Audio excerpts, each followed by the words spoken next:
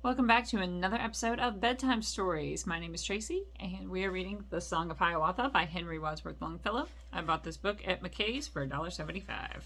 We are in Canto number 20, The Famine. Oh, the long and dreary winter! Oh, the cold and cruel winter! Ever thicker, thicker, thicker froze the ice on lake and river. Ever deeper, deeper, deeper fell the snow o'er all the landscape. Fell the covering snow and drifted through the forest round the village. Hardly from his buried wigwam could the hunter force a passage. With his mittens and his snowshoes vainly walked he through the forest. Sought for bird or beast and found none. Saw no track of deer or rabbit. In the snow beheld no footprints. In the ghastly gleaming forest fell and could not rise from weakness. Perished there from cold and hunger. Oh, the famine and the fever! Oh, the wasting of the famine! Oh, the blasting of the fever! Oh, the wailing of the children! Oh, the anguish of the women! All the earth was sick and famished. Hungry was the air above them. Hungry was the sky above them. And the hungry stars in heaven, like the eyes of wolves, glared at them. Into Hiawatha's wigwam came two other guests, as silent as the ghosts were, and as gloomy. Waited not to be invited, did not parley at the doorway. Sat there without word of welcome, in the seat of laughing water, looked with haggard eyes and hollow at the face of laughing water. And the foremost said, "Behold me, I am Famine, Bukadawin." And the other said, "Behold me, I am Fever, Akosewin." And the lovely Minnehaha shuddered as they looked upon her, shuddered at the words they uttered, lay down on her bed in silence, hid her face, but made no answer, lay there trembling, freezing, burning, at the looks they cast upon her, at the fearful words they uttered.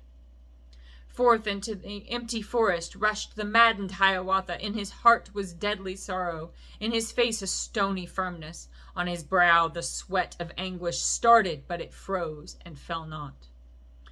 Wrapped in furs and armed for hunting, with his mighty bow of ash tree, with his quiver full of arrows, with his mittens, Mijikawun, into the vast and vacant forest on his snowshoes strode he forward. "Gichi Manito the Mighty!" cried he, with his face uplifted in that bitter hour of anguish. "Give your children food, O father! Give us food, or we must perish! Give me food for Minnehaha, for my dying Minnehaha!" Through the far resounding forest, through the forest vast and vacant, rang that cry of desolation, but there came no other answer than the echo of his crying, than the echo of the woodlands. "Minnehaha! Minnehaha!" All day long roved Hiawatha in that melancholy forest, through the shadow of whose thickets, in the pleasant days of summer, of that ne'er forgotten summer, he had brought his young wife homeward from the land of the Dakotas, when the birds sang in the thickets, and the streamlets laughed and glistened, and the air was full of fragrance, and the lovely laughing water said with voice that did not tremble, "I will follow you, my husband." In the wigwam with Nokomis, with those gloomy guests that watched her, with the famine and the fever, she was lying, the beloved, she, the dying Minnehaha. "Hark," she said, "I hear a rushing, hear a roaring and a rushing, hear the falls of Minnehaha calling to me from a distance." "No, my child," said old Nokomis, "'tis the night wind in the pine trees." "Look," she said, "I see my father standing lonely at his doorway, beckoning to me from his wigwam in the land of the Dakotas." "No, my child," said the old Nokomis, "'tis the smoke, the waves, that waves and beckons." "Ah," said she, "the eyes of Puagik glare upon me in the darkness. I can feel his icy fingers clasping mine amid the darkness. Hiawatha! Hiawatha!" And the desolate Hiawatha, far away amid the forest, miles away among the mountains, heard the sudden cry of anguish, heard the voice of Minnehaha calling to him in the darkness. "Hiawatha! over snowfields waste and pathless, under snow-encumbered branches, homeward hurried Hiawatha, empty-handed, heavy-hearted, heard Nokomis moaning, wailing, Waha-no-win, Waha-no-win. Would that I had perished for you, would that I were dead as you are. Waha-no-win, Waha-no-win. And he rushed into the wigwam, saw the old Nokomis slowly rocking to and fro and moaning, saw his lovely Minnehaha lying dead and cold before him, and his bursting heart within him uttered such a cry of anguish that the forest moaned and shuddered, that the very stars in heaven shook and trembled with his anguish. Then he sat down still and speechless on the bed of Minnehaha, at the feet of Laughing Water, at those willing feet that never more than lightly ran to meet him, never more would lightly follow. With both hands his face he covered.